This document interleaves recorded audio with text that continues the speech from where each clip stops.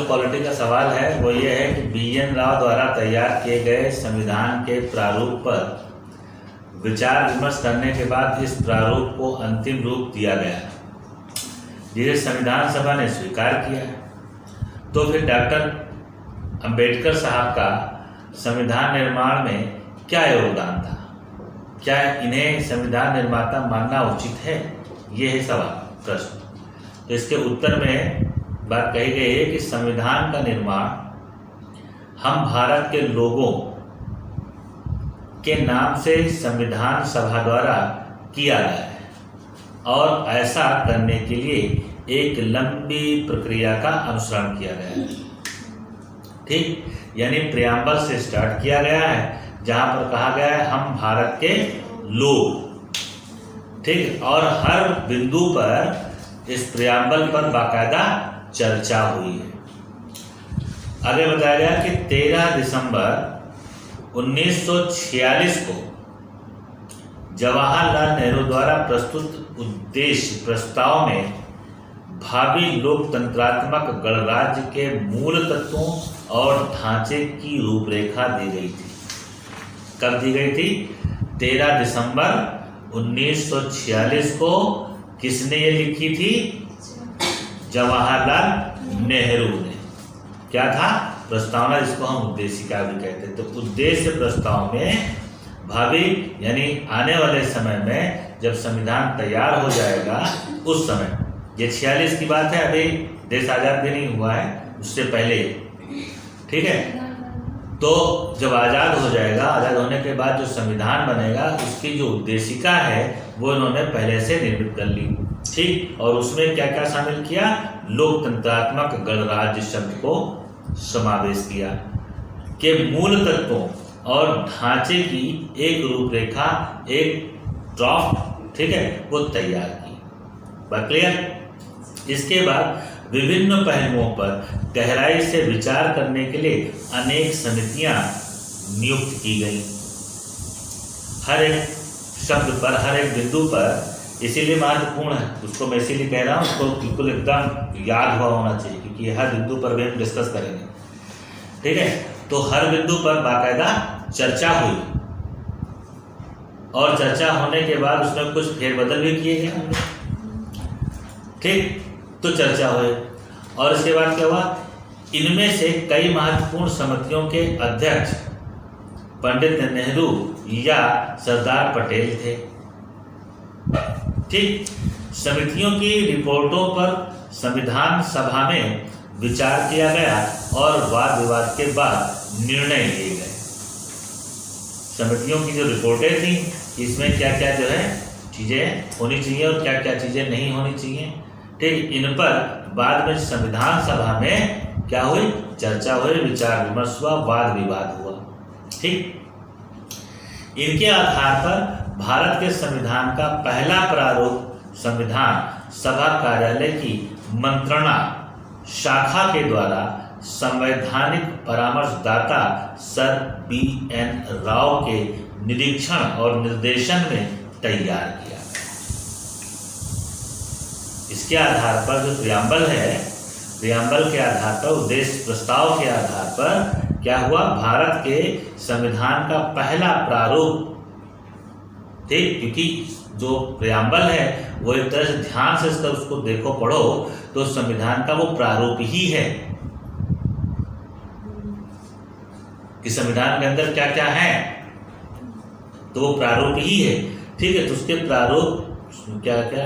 पहला प्रारूप संविधान सभा कार्यालय की मंत्रणा शाखा के द्वारा, ठीक है, संवैधानिक परामर्शदाता, उसके जो अध्यक्ष थे वो कौन थे? वो सर BN राव के निरीक्षण निर्देशन में तैयार किया गया। क्लियर? यह प्रारूप अक्टूबर 1947 में प्रस्तुत किया गया, मतलब देश आजाद हो चुका है। ठीक, यह प्रारूप अक्टूबर 1947 में प्रस्तुत किया गया। इसी बीच 29 अगस्त 1947 को डॉक्टर भीमराव अंबेडकर के सभापतित्व में एक प्रारूपण समिति का गठन किया गया। उद्देशिका प्रथम प्रारूप था। इसके बाद पूरे संविधान के लिए एक कमेटी बिठाई गई, एक समिति तैयार की गई और उस समिति का जो अध्यक्ष है उसे डॉक्टर B.R. अम्बेडकर को बनाया गया। बात क्लियर हो रही? फिर क्या हुआ? इसके बाद इस समिति ने अक्टूबर 1947 के प्रारूप पर जो दिया गया था, यानी प्रियम्बल, ठीक है, के प्रारूप पर तथा उन समितियों की रिपोर्ट्स जो प्रतिवेदन मिले, ठीक है, प्रतिवेदन रिपोर्टों पर विचार किया, जिन पर तब तक संविधान सभा वाद विवाद नहीं कर पाई थी। ठीक, आगे बताएगा। प्रारूपण समिति का पहला प्रारूप 21 फरवरी 1948 को प्रस्तुत हुआ। फरवरी में पहला प्रारूप जो है वो जो है रखा गया 21 फरवरी 1948 को। फिर क्या हुआ?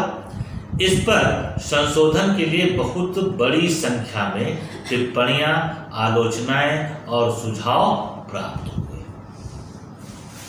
3 स्टेजेस में इसको 3 भागों में रखा गया था, ठीक है। तो पहली बार जब रखा गया तो उसमें बहुत बड़ी संख्या में टिप्पणियां हुई, आलोचनाएं हुई और सुझाव हुए। ठीक, फिर क्या हुआ? प्रारूपण समिति ने इन सब पर विचार किया, जो भी फेरबदल करने थे वो किए। ठीक, इन सभी पर प्रारूपण समिति की सिफारिशों पर आगे विचार करने के लिए एक और विशेष समिति की सिफारिशों पर पुनः प्रारूपण समिति ने विचार किया। और क्या किया? 26 अक्टूबर 1948 को कुछ संशोधनों के साथ संविधान का प्रारूप पुनः मुद्रित रूप में प्रस्तुत किया गया। ठीक, बात क्लियर हुई? इसके बाद क्या हुआ? 15 नवंबर 1948 से लेकर 26 नवंबर 1949 तक क्या हुआ? संविधान सभा ने संविधान के अनुच्छेदों के प्रारूपों पर सविस्तार विचार विनिमय किया गया। विचार बाकायदा उस पर हर एक आर्टिकल पर चर्चा, वाद विवाद, विमर्श किया गया और बहुत से संशोधन भी स्वीकार किए गए। ठीक, और इस तरह से 26 नवंबर 1949 को हमारा संविधान, हाँ ठीक है, पूरी तरह से लागू नहीं, पूरी तरह से 26 जनवरी को हुआ है 1950 को, अर्ध रूप से वो 29 नवंबर 1949 को लागू कर दिया। तो समय कितना लगा बनने में? 2 साल 11 महीने 18 दिन का समय लगा। ठीक, तो पहला प्रारूपण जो था वो B.N. राव का था। एक जो क्या नाम है, प्रस्ताव, जो उद्देश्य प्रस्ताव रखा गया था नेहरू के द्वारा, उद्देश्य प्रस्ताव के आधार पर B.N. राव ने एक प्रारूप तैयार किया। फिर अम्बेडकर जी आए, अम्बेडकर जी ने जो है उस प्रारूप के आधार पर आगे के जितना प्रारूप है, आगे का जितना प्रारूप है वो तैयार किया। फिर उस पर बड़ा विवाद हुआ। विवाद होने के बाद फिर उस पर चर्चा हुई, बहुत सारे संशोधन किए गए और उसको दोबारा फिर से बना करके तैयार किया गया।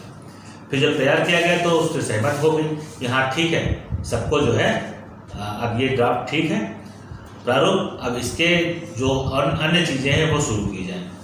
तो उनको जो है एक एक आर्टिकल उसमें डाले गए और उन पर बाकायदा विचार विमर्श होता गया और अंततोगत्वा हमारा संविधान 2 साल 11 महीने 18 दिन में बनके तैयार हुआ, जिसे अर्ध रूप से 26 नवंबर 1949 को लागू किया गया। पूर्ण रूप से ये 26 जनवरी 1950 से लगा। इसीलिए 26 जनवरी को गणतंत्र दिवस मनाया जाता है। यानी जो भारत है अब वो गणराज्य हो गया है, गणतंत्र हो गया है। गणतंत्र का मतलब है जहां का शासक राजा निर्वाचित हो।